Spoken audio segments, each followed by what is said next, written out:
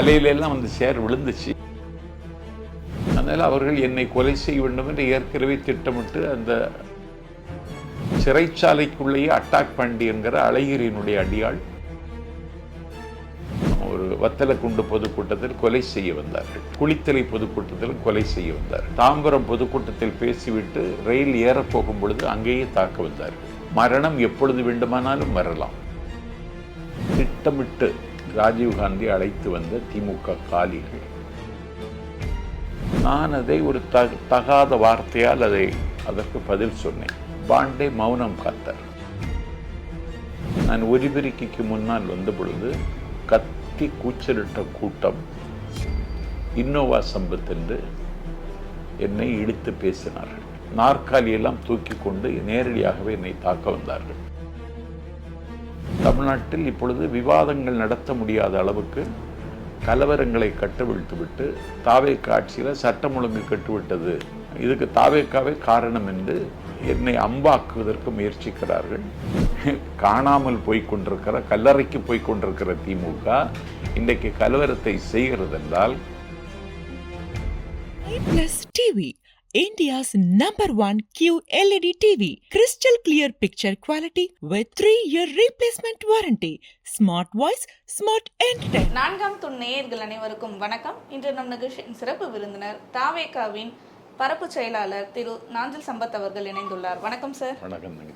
நேற்றைய தினம் ஒரு தனியார் நிகழ்ச்சியில் அந்த சமூக வலைதளங்களில் அந்த வீடியோ பரவலாக பரவிட்டு வருது. திமுகவினரை நீங்கள் இழிவாக பேசினதாலும் அவங்க உங்கள் மேலே தாக்குதல் நடத்தினாகவும் பல விஷயங்கள் வந்துட்டு இருக்கு சார். உண்மையாகவே அங்கே என்ன நடந்தது சார்? இல்லை, நேற்றைக்கு பிஹைனுட்ஸ் வலைத்தளத்தில் முகப்பேர் வேலம்மாள் அரங்கில் ஒரு அற்புதமான நிகழ்ச்சி, 100 நாள் தாவேக ஆட்சி வேதனையா சாதனையா என்ற தலைப்பில் நடந்தது. நான், நண்பர் வைகை செல்வன், தாவேக செய்தி தொடர்பாளர் செல்வகுமார் ஆகியோர் தாவேகாவை ஆதரித்தும், எதிர்த்தரப்பில் திமுகவின் சார்பில் கொள்கை பரப்பு துணை செயலாளர் ராஜீவ்காந்தி,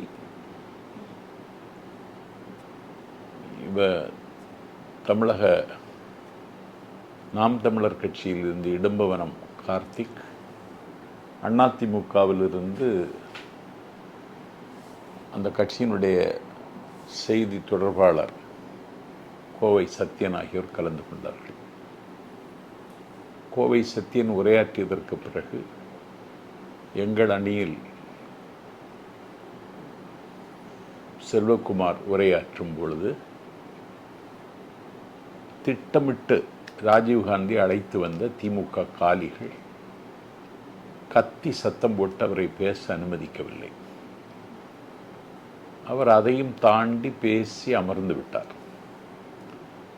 அதற்கு பிறகு இடும்பவனம் கார்த்திக் அவர் எங்கள் மீது அபாண்டமான குற்றச்சாட்டுகளை அள்ளி வீசினார். அதற்கு பதிலளிக்கிற வகையில் நான் எழுந்து பேச வந்த பொழுது கடுமையாக கூக்குரலிட்டார்கள். பேசவே அனுமதிக்கவில்லை.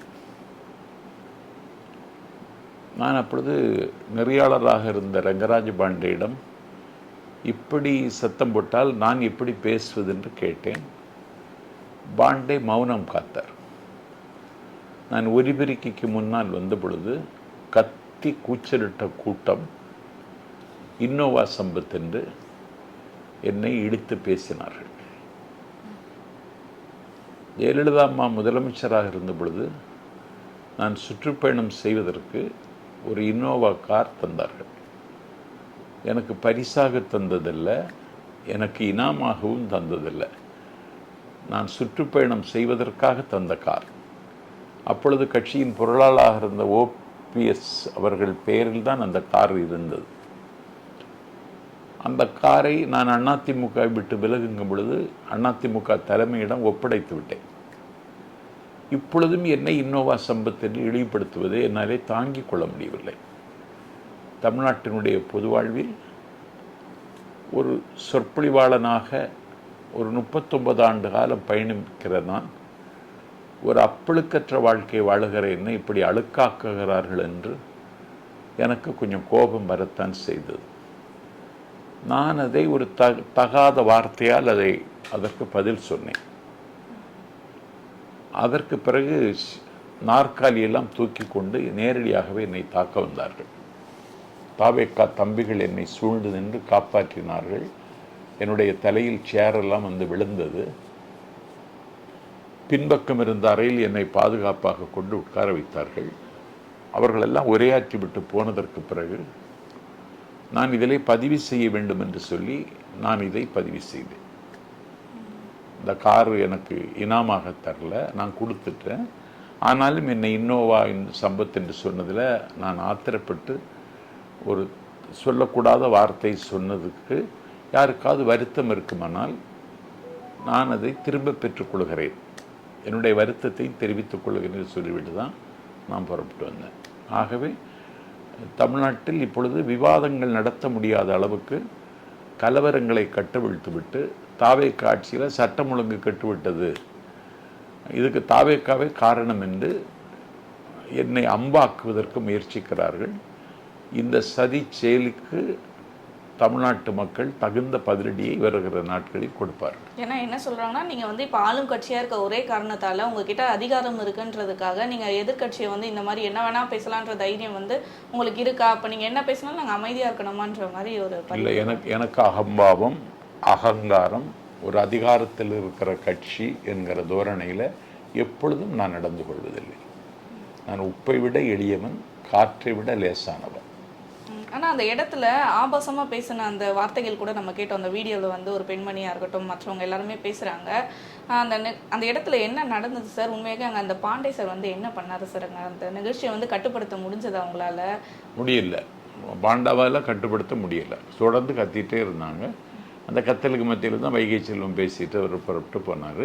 அதாவது right to differ, right to criticise.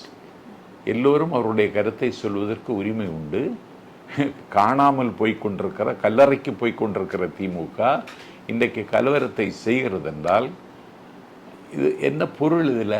அப்பொழுது இந்த ஆட்சி 100 நாள் இட்ட அடி நொந்தாலும் எடுத்த அடி கொப்பளித்தாலும் அடுத்த அடியை எடுத்து வைத்து எங்கள் ஆட்சி வெற்றிகரமாக நடந்து கொண்டிருக்கிறது.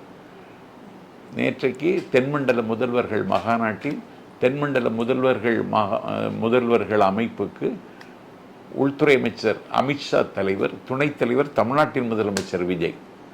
ஆகவே நாங்கள் நாளும் ஒரு உயரத்தை எட்டி கொண்டிருக்கிறோம். இதை தாங்கிக் கொள்ள முடியாதவர்கள், இனிமேல் வெற்றி பெறுவதற்கே வாய்ப்பில்லை என்று நம்பிக்கை இழந்தவர்கள் செய்கிற இந்த கலவரமும் இந்த கலாட்டாவும் தாவேக்காவையோ என்னையோ நிச்சயம் பாதிக்காது. ஆனால் இந்த மாதிரி தொடர்ந்து ஒரு பொது நிகழ்ச்சி வைக்கிற இடமா இருக்கட்டும், பொதுக்கூட்டம் போடுற இடங்கள்ல தாவேக்கா விசஸ் திமுகவினர் மோதல் அப்படின்ற செய்தி வந்துட்டே இருக்கு. இந்த மாதிரி வர செய்திகள் எல்லாமே மக்களிடையே ஒரு அநாகரிகமான அரசியலை கொண்டு சேர்க்குதா? இல்லை, அதை நான் விரும்பலை. நான் என்னை பேச விட்டிருந்தா அந்த திமுகவை சார்ந்து கலகம் செய்ய நினைத்தவர்களும் கன்வின்ஸ் ஆகிறது மாதிரி பேசணும்னு நினைச்சானா. விவாதம் முறையாக இருக்க வேண்டும் என்பதை விட விவாதம் அமைதியாக இருக்க வேண்டும் என்பதிலையும் அவர்களையும் என்னால் சமாதானப்படுத்த முடியுங்கிற அளவுக்கு உரையாற்றணும்னு நினைச்சிருந்தேன். திராவிட முன்னேற்ற கழக தோழர்களும் ஏற்றுக்கொள்ளுகிற வகையில் பேச வேண்டும் என்று தான் திட்டமிட்டிருந்தேன். பேச விடலை. ஆனால் இதை தாண்டி இப்போ அந்த நிகழ்ச்சியில் இந்த மாதிரி ஒரு சம்பவம் நடந்திருக்கு. இப்போ உங்கள் மேலே வந்து பல விமர்சனங்கள் வைக்கப்பட்டிருக்கு. நீங்கள் ரொம்ப கீழ்த்தரமான வார்த்தைகள் வந்து பேசியிருக்கீங்க திமுகவினரை அப்படின்ற ஒரு குற்றச்சாட்டும் வந்து உங்கள் எதிர்கட்சியில் பங்கேற்ற அவரே வந்து எக்ஸ்தலத்தில் பதிவும் போட்டிருக்காரு சார். ராஜீவ்காந்தி அவர்கள் வந்து எக்ஸ்தலத்தில் பதிவு போட்டிருக்காரு. அதாவது நீங்கள் இந்த மாதிரி பேசியிருக்க கூடாது, இதுக்கு வந்து நீங்கள் மன்னிப்பு கேட்க வேண்டும் அப்படின்ற. இல்லை, நான் வருத்தம் நேற்றுக்கே தெரிவிச்சிட்டேன். ஆனால் அங்கே என்ன வார்த்தை பயன்படுத்தப்பட்டதுன்றது தெரிஞ்சு அது சொல்ல முடியாது, சொல்லக்கூடாது. ஓகே, அந்த மாதிரியான வார்த்தை திமுகவினரை பார்த்து. ஆனா அது முழுக்க முழுக்க ஒரு ஆதங்கத்துல வெளிவந்த வார்த்தை மட்டும், ஆத்திரத்துல. ஏன்னா அவங்க அந்த மாதிரி சொன்னதை உங்களால ஏத்துக்க முடியல. Okay sir. ஆனா இப்ப இந்த மாதிரி நடந்துருச்சு. இனிமேல் வந்து இந்த அரசியல், அதாவது இந்த மாதிரி திமுக விசஸ் தாவேக்கா, திமுக விசஸ் நாதாக்கா அப்படின்ற அந்த அநாகரிகமான அரசியலையோ இல்ல அந்த வார்த்தை மோதல்ன்றதையோ கொண்டு போகாம இருக்க எப்படியான அரசியலை வந்து இல்ல, நான் எப்பொழுதுமே புள்ளி விவரங்களை அள்ளி கொட்டி இலக்கிய நயம்பட நல்ல தமிழில் பேசுகிற ஒரே பேச்செல்லாம் தமிழ்நாட்டில் நான் தான். கேட்டிங்களா?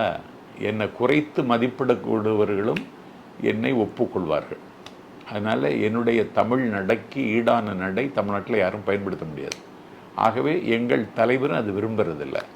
எங்கள் தலைவர் யாரையும் ஒருமையில் பேசக்கூடாது என்று வரைக்கும் எங்களை ஆற்றுப்படுத்தியிருக்கிறார். ஆகவே நடைபெறக்கூடிய பொதுக்கூட்டங்களில் நியாயமாகத்தான் பேசுவேன்.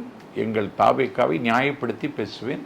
திமுகவை மீது இருக்கிற குற்றச்சாட்டுகளை அள்ளி கொட்டி பேசுகிற பாணி என்னுடைய பாணி. ஆனால் அந்த நிகழ்ச்சியில் சேர் வந்து வீசப்பட்டதா சொன்னாங்க. உங்களுக்கு அடிப்பட்ட மாதிரியான செய்திகள்? தலையிலெல்லாம் வந்து சேர் விழுந்துச்சு, அடி ஒன்றும் படலை, எந்த காயமும் இல்லை. ஒன்றும் இல்லை, ஒன்றும் இல்லை. ஆனால் பாதுகாப்பாக அங்கே கொண்டு போய் சேர்த்துட்டாங்களா? இல்லை, இது அவங்க திமுககாரங்க தொடர்ந்து செய்வாங்க, ஏற்கனவே செய்திருக்காங்க. ஒரு வத்தலக்குண்டு பொதுக்கூட்டத்தில் கொலை செய்ய வந்தார்கள், குளித்தலை பொதுக்கூட்டத்தில் கொலை செய்ய வந்தார்கள், தாம்பரம் பொதுக்கூட்டத்தில் பேசிவிட்டு ரயில் ஏறப்போகும் பொழுது அங்கேயே தாக்க வந்தார்கள். அதனால் அவர்கள் என்னை கொலை செய்ய வேண்டும் என்று ஏற்கனவே திட்டமிட்டு அதிலிருந்து தப்பி வந்தவனா. சிறைச்சாலைக்குள்ளேயே அட்டாக் பண்ணி என்கிற அழகிரியினுடைய அடியாள் என்னை தாக்க வந்தார். நான் சிறைச்சாலைக்குள்ளே என்னை அடிச்சிட்டார். அடித்த பிறகு நான் கீழே விழுந்தேன். அதுக்கு பிறகு அது உளவுத்துறை மூலம் அந்த செய்தி வெளியே கசிந்து நான் பிறகு என்னுடைய உயிருக்கு பாதுகாப்பதில்லை என்று உணர்ந்து மதுரை உயர்நீதிமன்றத்தில் ஆட்கொணர்வு மனு போட்டேன். அப்பொழுது நீதியரசராக இருந்தவர் இப்ராஹிம் கலீஃபுல்லா. தென்னகத்தினுடைய புகழ்பெற்ற வழக்கறிஞர் அஜ்மல் கான் எனக்காக வாதாடினார். 1 மணி நேரத்தில் மதுரை மத்திய சிறைச்சாலை சிறை கண்காணிப்பாளர் நீதிமன்றத்தில் ஆஜராகணும்னு நீதியரசர் இப்ராஹிம் கலீஃபுல்லா உத்தரவிட்டார். 1 மணி நேரத்தில் வந்தார். நாஞ்சில் சம்பத்தை ஏன் சிறைச்சாலைக்குள் தாக்கினீர்கள்? அவர் judicial custody, not police custody, ஏன் தாக்கினீங்கன்னு கேட்டார். தாக்கவில்லைன்னு சொன்னார் சிறை கண்காணிப்பாளர். தாக்கவில்லைன்னு எழுதி கொடுங்க அப்படின்னார். நான் எழுதி தர முடியாதுன்னு சொன்னார். ஏன் தர முடியாதுன்னு கேட்டார். என்னுடைய சுப்பீரியர் ஆஃபீஸர் சொல்லாமல் நான் எழுத முடியாதுன்னார். அப்போ உங்கள் சுப்பீரியர் ஆஃபீஸர் சொன்னால் தான் எழுதுவீங்க. அப்போ உங்கள் சுப்பீரியர் ஆஃபீஸர் எனக்கு மேலே இருக்கிற சுப்பீரியர் ஆஃபீஸர்னு சொல்லுவார். அப்போ இது எத்தனை நாள் ஆகும் இந்த ப்ரொசீஜர்? இனிமேல் நாஞ்சில் சம்பத்தை மதுரை சிறைச்சாலையில் வைத்திருந்தால் அவருடைய உயிருக்கு பாதுகாப்பில்லை. ஆகவே immediately transfer to Tiruchi central prison என்று சிறைச்சாலைக்குள் தாக்கப்பட்டதால் திருச்சி சிறைச்சாலைக்கு மாற்றப்பட்டவன் நான். என்னை தாக்க வேண்டும் என்பது அவர்களது நோக்கம். ஏன்னா திமுகவில் இன்றைக்கி சொற்பொழிவாளர்களே கிடையாது. எனக்கு ஈடு சொல்லவோ எனக்கு இணையாக பேசவோ திமுகவில் ஆள் கிடையாது. வாடகை பேச்சாளர்களை வச்சு வாழ்க்கை நடத்துகிற திமுக என்னை காயப்படுத்த வேண்டும், என்னை கல்லறிந்து கொல்ல வேண்டும் என்று அவர்கள் திட்டமிடுகிறார்கள். மரணம் எப்பொழுது வேண்டுமானாலும் வரலாம். மரணம் அழகானது, பொதுவானது. மரணம் மட்டுமே உலகத்தில் உண்மையானது, அதையும் தாண்டி உறுதியானது. இதற்கெல்லாம் கண்டு கலங்குகிற இடத்துல நாஞ்சில் சம்பத்தில்லை. ஆனால் இப்போ தொடர்ந்து இது மாதிரி தாக்குதல் நிறைய நீங்கள் சந்திச்சிருக்கீங்கன்னு சொல்கிறீங்க. ஆனால் இந்த தாக்குதல் உங்கள் மேலே இருக்க அந்த வன்மத்தாலையா இல்லை இந்த கட்சி தாவேக்கா மேலே இருக்க அந்த கோபத்தாலையா சார்? இல்லை, நான் தான் தாவேக்காவுக்கு முதலில் வந்தவன். திமுக ஆதரவு நிலைப்பாட்டில் இருந்து அன்னைக்கே தாவேக்காவுக்கு ஒரு பொலிட்டிக்கல் ஃபேஸ் கிடச்சிச்சு. என்னுடைய பேச்சு எல்லாரையும் கவர்ந்தது. அந்த ஆத்திரத்தில் செய்கிறாங்க, என் மேலே உள்ள ஆத்திரத்தில். உங்கள் மேலே பர்சனல் அட்டாக் மட்டும்தான் இது? ஆமாம். ஓகே சார், கண்டிப்பாக சார். இதில் நடந்த பல விஷயங்களை மக்களுக்கு தெளிவாக சொல்லியிருக்கீங்க. பல பேர் குழப்பத்தில் இருந்தாங்க, அங்கே என்ன ஒரு குழப்பமும் இல்லை. அதாவது தெளிவாக மக்களுக்கு புரிகிற மாதிரி சொல்லியிருக்கீங்க சார். தொடர்ந்து பேசுவோம். நன்றி சார்.